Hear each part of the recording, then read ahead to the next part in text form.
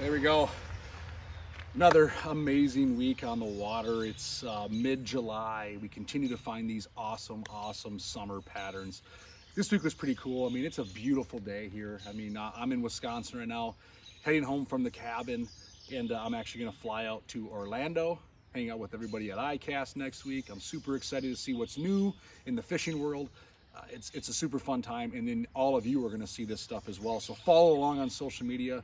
Follow along with these fishing companies, see what's new, see what's cool, see what's innovative this year in the world of fishing. It's a pretty exciting time. Now, when we're talking fishing, specifically here in the Twin Cities, and I'll talk a little bit of Western Wisconsin on what caught our fish. We're continuing to see these summer patterns. We caught fish a variety of different ways. We did some a little more outside the box tactics. We did employ a frog a little bit this week. We did flip quite a bit to get some of our better bites. Jigworm, Ned rig continues to be king, continues to be what we're catching a lot of our fish on and some of our better fish. And we're talking through some of this. I kind of got an exciting twist on you call it what it is, a mistake of a plastic that actually ended up being very good. And I'll tell you what that is in a second. So we just got off the water here. We're in Western Wisconsin at the cabin here, fished a lake. Wapagasset, a larger body of water in the area per se, and targeted bass, targeted walleyes, caught a bunch of walleyes. Earlier in the week we were on Minnetonka quite a bit. I spent majority of my time on Minnetonka this week, was out there quite a bit, and we found a lot of fish deep. Now deep is relative again, but on Minnetonka we're talking 18 to 24 feet of water, so pretty deep, right? So we're catching fish in the deep coontail, they're biting well, and we're using jig worms. We also got some good bites on a frog. And now when we talk deep in the summer, you throw the frog into play and you're not fishing deep, right? So we're fishing large expansive flats with either lily pads, duckweed, any kind of clumps of weed, anything that just looks kind of fishy, looks really scummy, really looks bogged down. You'll be surprised on how shallow some of these fish will go.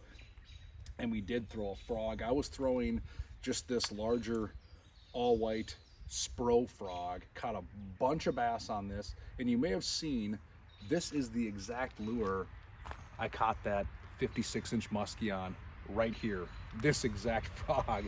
So it had a double hook pinned right to the beak, landed that thing. I'm using 50-pound braid, I'm using a heavy action rod, and I'm using a Shimano Corrado DC, and believe it or not, this put the biggest fish of my life, other than maybe a sturgeon, in the boat this week. Super cool, and a lot of bass. So fun time of year to fish a frog. These fish will go into that shallow cover. It's amazing, even on these really hot days, how shallow some of these fish will go. And it's nice to be able to work them over with the frog setup. Super fun. Remember, when you see that explosion, that's not when you want to set the hook. You see the explosion, you put your rod down, and then you set the hook, because a lot of times that fish will eat it, kind of grab it, start to swim away. And a lot of times if you just set the hook, the lure comes back to the boat. So remember, wait a split second when you're frogging, then set the hook and bring them home. So this is a super fun way to catch fish. Expansive shallow weed flats, bogged down areas in between docks. Super fun to throw that frog right along the edge of a dock if you have lily pads and other kind of choked out weeds, and just work that real slow twitch, and then watch that. Super addicting.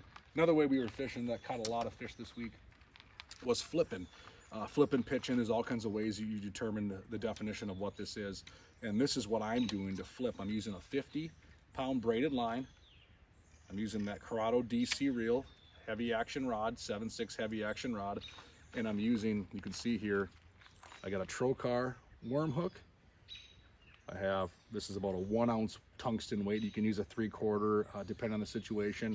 And then I have a little rubber pegged bobber stop, and that allows me to hold this lure in place. You can see this little thing will slide, and I'm just taking this and I'm sliding it down and I'm holding that right in place. And then I'm using a flipping out. This is a Mr. Twister flipping out bait. Super cool. I'm putting it on there, nipping through the tip.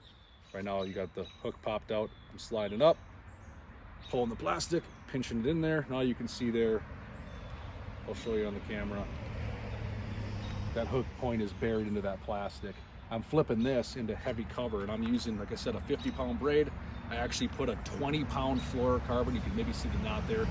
20-pound fluorocarbon main or a leader. And I just do that because I was flipping into some clearer pockets, clearer water, more main lake stuff as well. And I'm just basically taking this bait, I'm flipping it into a spot, letting it punch through, I'm letting it hit the bottom. I'm just kind of bouncing it a couple times just to see if there's a fish. And I reel up and I flip to another spot. And I'll use this in anything from 2-3 feet of water to 12-14 feet of water if I got things matted out. So I'm just taking this lure, I'm throwing it up, it's punching through. You got a heavy weight on it, you let it go all the way to the bottom. I'm just gonna kind of move my rod a couple times to see if there's a fish. A lot of times it's on that initial fall. Hook sets are free. If I don't feel one, I reel up, flip to a spot nearby as well. So flipping is a great way to catch a lot of fish right now, especially when they're in that really thick, heavy stuff in the heat of the summer.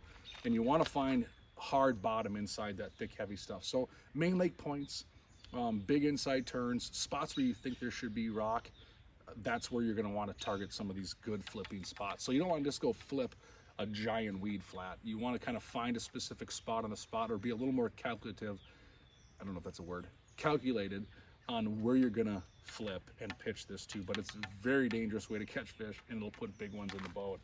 And I'll actually do a 1-2 punch frog flip. I'll throw a frog. If I get a blow up and I miss it, I will go right back through and flip in the same spot, and I usually get that fish to bite. A lot of guys will throw that frog right back in there and go, oh man, you take that flipping rod right where you got the blow up, flip it right in there, 9 times out of 10 that fish will bite. So that's a good 1-2 punch if you're frogging. So that's a fun way to target these fish right now. And then last but not least, again, the jig worm. And I want to talk about something that was kind of unique. So Mr. Twister has been one of my longest sponsors. I'll call a spade a spade. They've been with me for 22 years. Love them to death, great people. A lot of cool plastics, as a lot of you know. And one of the newer plastics in the last couple of years is this Try Alive night crawler, right? And they kind of came out with it to be a combination of cater to the walleye guy and also shaky head, maybe you know, something, a Nico rig, something to that effect. Well, I've been fishing it, as you've all seen, on an all-terrain mighty head, right, as a jig worm.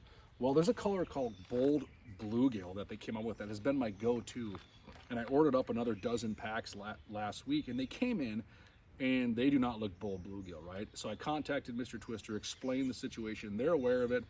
It was an honest mistake on some of the pouring of the colors, but I'll tell you what, this mistake has caught so many fish this week.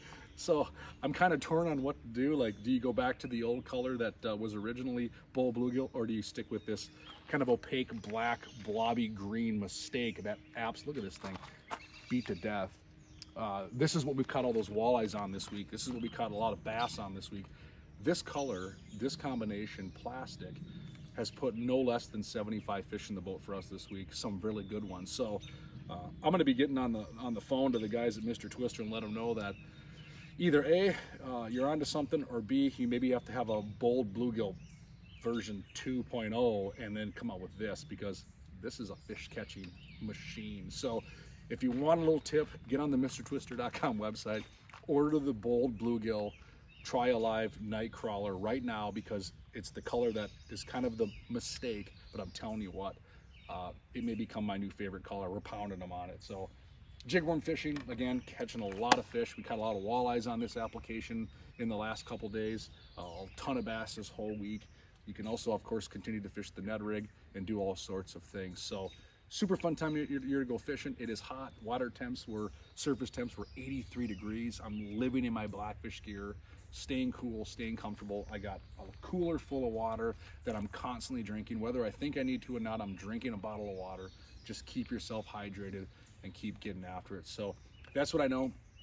I am not going to be fishing around the Twin Cities this next week. Like I said, I'm going to be taking a trip to Orlando with the family, have a little fun, spend some time at ICAST, and then I'll be back next week. So you may not get a report from me this next week. I apologize, because to be honest, I'm just not going to be on the water, and I'm not the kind of guy that's going to fake it and just tell you stuff you want to hear. So we're probably going to connect again in 2 weeks on a fishing report, and just as a word of advice, tune in on next Monday, the 25th, a week from Monday, for the Blackfish Classic on the Blackfish Gear Facebook page.